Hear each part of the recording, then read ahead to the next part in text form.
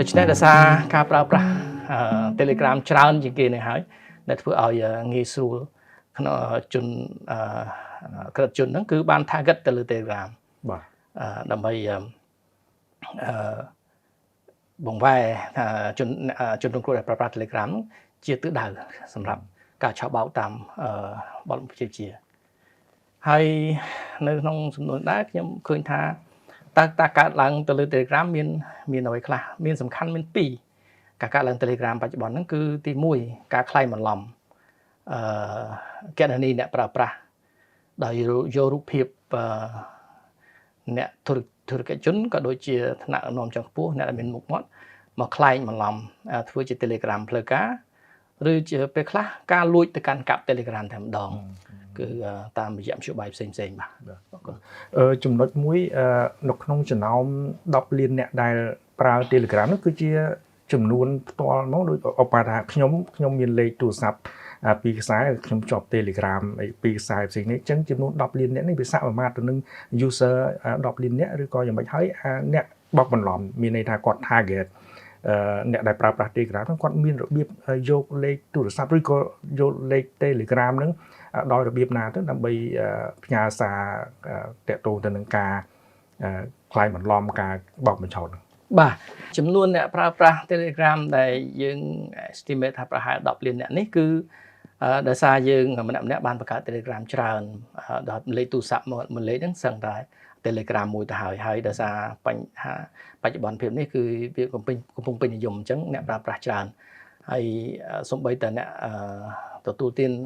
មុខរបរទូចតាចក៏គាត់ព្យាយាមប្រើដើម្បីងាយស្រួលក្នុងទំនាក់ទំនងដល់ហើយថាតើជនអក្រិតជននោះគេអាច access ឬអាចរក Telegram យើងបានដោយសារអីហ្នឹងទី1គេអាចរកបានតាមរយៈលេខទូរស័ព្ទរបស់យើងគាត់ថាពេលបានលេខទូរស័ព្ទហើយគឺអូតូម៉ាទិកគេស្គាល់ Telegram ហើយទី2ពេលខ្លះយើងការប្រើប្រាស់ Telegram របស់យើងច្រើនតែជួញនៅក្នុង group ធំនៅក្នុង channel ធំអញ្ចឹងជាងការ group ខ្លះគ្នាក្នុងសមាជិករាប់ពាន់រាប់ម៉ឺននាក់ទៅក្នុងហ្នឹងយើងមិនដឹងថាណាជាអក្រិតជនខ្លះអក្រិតជនបានចូលបន្លំក្នុងក្រុមដែរហើយបានពិនិត្យមើល Telegram ណាដែលអាចនេះបានគេនឹងព្យាយាមផ្ញើជា link ដែលការបន្លំមួយដែលខ្ញុំបានលើកឡើងចំណុចទី2ហ្នឹងគឺការបន្លំលួច Telegram ហ្នឹងតាមរយៈផ្ញើបញ្ឆោតគេ phishing link មានថាផ្ញើបញ្ឆោតទៅ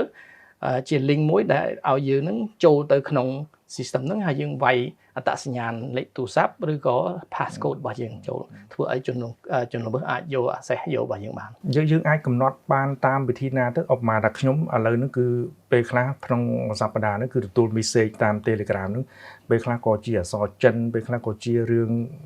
កម្ចីអនឡាញអីផ្សេងហ្នឹងយើងធ្វើមិនទៅដើម្បីជៀសវាងនៅការចុច click ទៅនៅក្នុងផ្ញើសារតាម Telegram ហ្នឹងដែលគាត់អាចទទួលឬក៏គ្រប់គ្រងនៅក្នុងប្រព័ន្ធ Telegram យើងមានវិធីការផ្សេងទេឬក៏បាទវិធីសាស្ត្រមួយគឺវិធីសាស្ត្រដំបូងបំផុតហ្នឹងគឺការនៅក្នុង Telegram គឺយើងអាចអនុញ្ញាតឲ្យយើង set ឯកជនភាព privacy setting ហ្នឹងគឺមានន័យថាយើងអាចជ្រើសរើសថាអ្នកដែលមិនមាននៅក្នុងបញ្ជីទូរស័ព្ទរបស់យើងគឺមិនអាចផ្ញើសារមកយើងបានទេបាទទាំងទី1យើងអាចទប់ស្កាត់បានការសារប៉ុន្តែដោយសារការងារខ្លះយើងធ្វើការជាមួយសាធារណជនយើងពិបាកណាស់យើងត្រូវបើកទៅលេដូច្នេះមធ្យោបាយមួយទៀតគឺយើងអាចពិនិត្យមើលសារទាំងអស់ហ្នឹងមុននឹងចុច link ភ្ជាប់ឬតាមរយៈ link ដែលផ្ញើមកហ្នឹងយើងត្រូវប្រុងប្រយ័ត្នពិនិត្យមើលឲ្យច្រើនដងថាតើវាមានពាក់ព័ន្ធនឹងការ phishing link ដែរទេបាទតាក់ទងទៅនឹងរឿង link ដែលគេផ្ញើដាក់នៅក្នុង message តាម Telegram នោះភាគច្រើនបំផុតនោះគឺជាប្រភេទ link ដែលបោកបញ្ឆោតឬក៏បែបណាតាមឧត្តមស្នេហ៍តូអង្កេតឃើញបាទតាម link ហ្នឹងមានពីរប្រភេទ link មួយហ្នឹងគឺតាក់ទាញយើងឲ្យចូលទៅក្នុង group ផ្សេងទៀតដើម្បីចូលរួមclick link បន្តទៅជាការភ្ជាប់ទៅការវិនិយោគ scam អីចឹងទៅ link មួយទៀតហ្នឹងគឺតម្រូវឲ្យយើងបញ្ចូល passcode របស់យើងហ្នឹងទៅដើម្បីគេយកគ្រប់គ្រង Telegram របស់យើងហើយរបៀបគ្រប់គ្រង Telegram ហ្នឹងគឺពេលដែលជនល្មើសចូលក្នុង Telegram យើងហ្នឹងគឺគេសង្ងំគេអត់ទាន់ធ្វើអីចឹងទេគេនឹងចូលក្នុងសារពិនិត្យមើលទាំងអស់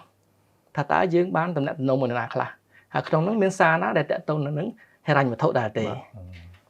ជាពិសេសញាតិមិត្តគ្រួសារយើងច្រើនណាស់កូនផ្ញើសារមកផ្ញើលុយឲ្យអីចឹងទៅអញ្ចឹង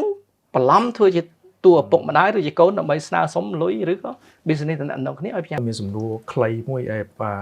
តាក់ទងទៅនឹងអ្នកដែលប្រើប្រាស់ Telegram នោះគឺដូចខ្ញុំដូចលោកដំស្នេហ៍តូមានប្រសាសន៍គឺច្រើនមែនទែនគឺ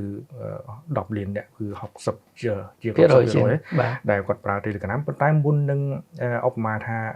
យើងចុច link អីមួយដែលជាក្រិតជនគាត់ផ្ញើសារមកហ្នឹងមុនដែលយើងចុចហ្នឹងតើយើងគួរតែពិនិត្យមើលអីខ្លះយើងគួរតែជាមូលដ្ឋានក្នុងការសម្រេចចិត្តថាយើងគួរតែចុចឬមិនចុចនោះគឺដោយយោងទៅនឹងកត្តាអីខ្លះដើម្បីកុំឲ្យសារដែលបោកបញ្ឆោតហ្នឹងគាត់ជាអាចនឹងគាត់រងគ្រោះ បាទសារបោកបញ្ឆោតយើងគិតមើលមាន2ប្រភេទសារទី1ដោយសារជនល្មើសនឹងបានលួចកណនី Telegram របស់មិត្តភ័ក្តិយើងទៅហើយបាទអញ្ចឹងបានផ្ញើសារមកយើងអញ្ចឹងយើងទៅលេខមើលទៅការផ្ញើ link ហ្នឹងភ្ជាប់នឹងសារចាស់អញ្ចឹងចំណុចនេះគឺងាយស្រួលក្នុងការចុច link ណាស់បើសិនតែមានការសង្ស័យសូមមេត្តាតាក់ទងផ្ទាល់ទៅមិត្តភ័ក្តិរបស់យើងហ្នឹងហើយមួយទៀតសារមួយទៀតគឺ Telegram យើងអត់ដែរមានទំនាក់ទំនងមួយនេះសោះថ្មីចេះផ្ញើសារមកយើងចំណុចនេះគឺជាចំណុចមួយដែលត្រូវប្រយ័ត្នជាទីបំផុតចំណុចទី1ដែលគាត់លួច account បងប្អូនសាច់ញាតិអីបានហ្នឹងតើមានច្រើនករណីទេក្នុងករណីយើងគួរតែមានវិធានការជៀសវាងក្នុងការដោះស្រាយបញ្ហាហ្នឹងបានទេករណីលួចនេះគឺមានច្រើនដូច្នេះហើយបានជាយើងព្យាយាមបញ្យលអប់រំណែនាំយើងបានធ្វើវីដេអូច្រើនពាក់ព័ន្ធនឹង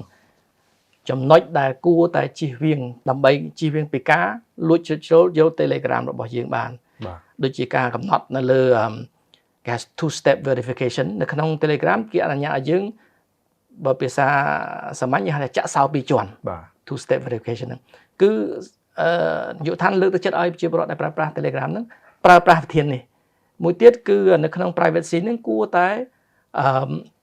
ដកចំណុចសាធារណៈមួយចំនួនពាក់ព័ន្ធរូបថតពាក់ព័ន្ធលេខទូរស័ព្ទចំណុចអស់នេះគួរតែដកចេញពីក្នុង Telegram ដើម្បីយើងការពារកុំឲ្យមានអតីតក៏ដែលមិនស្គាល់យើងហើយអាច access មកយើងបាន